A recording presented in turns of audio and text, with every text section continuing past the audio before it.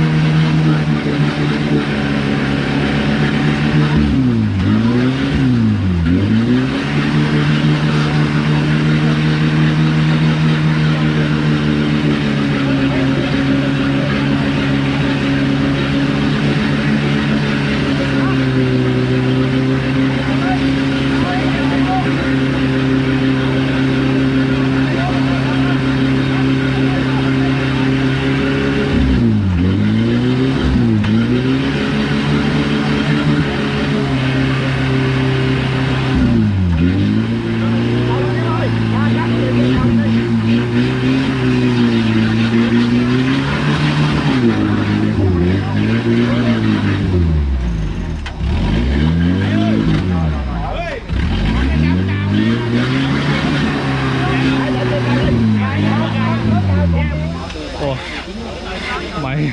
Cho nó bớt rồi, cho bóp, bỏ bóp cuối. Tắt đi cho rồi, cái gì luôn. Treo bớt khói, treo em đó. Nồi nước rồi. Các bạn ơi, các bạn ơi, giờ đừng có tòi nữa, nổ máy được bơm lại đi.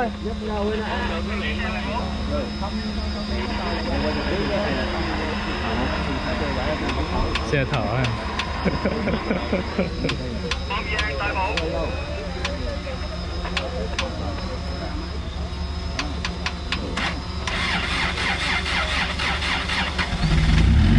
Bơm thở đừng có tòi.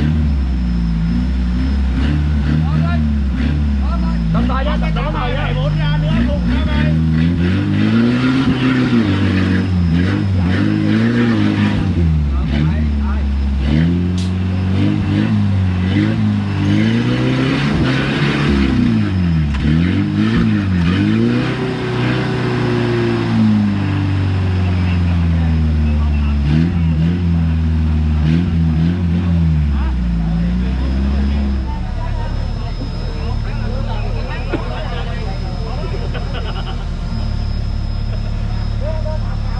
Cái xe chuyên nghiệp của Harvey thì nó mới 24, còn cái xe hạng lên 12 à.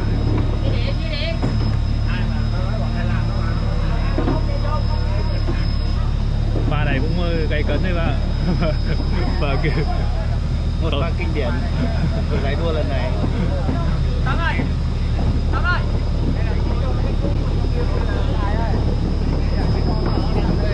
bây giờ cùng xe gọi là khủng long xuất hiện.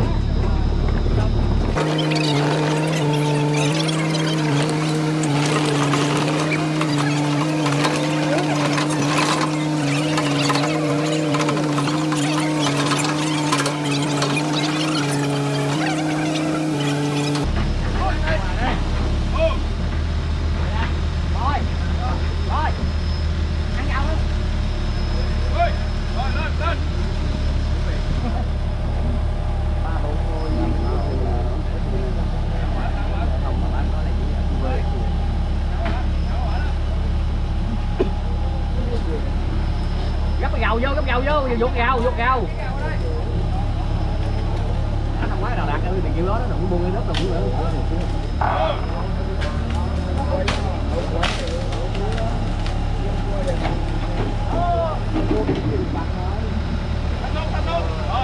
Rồi đi.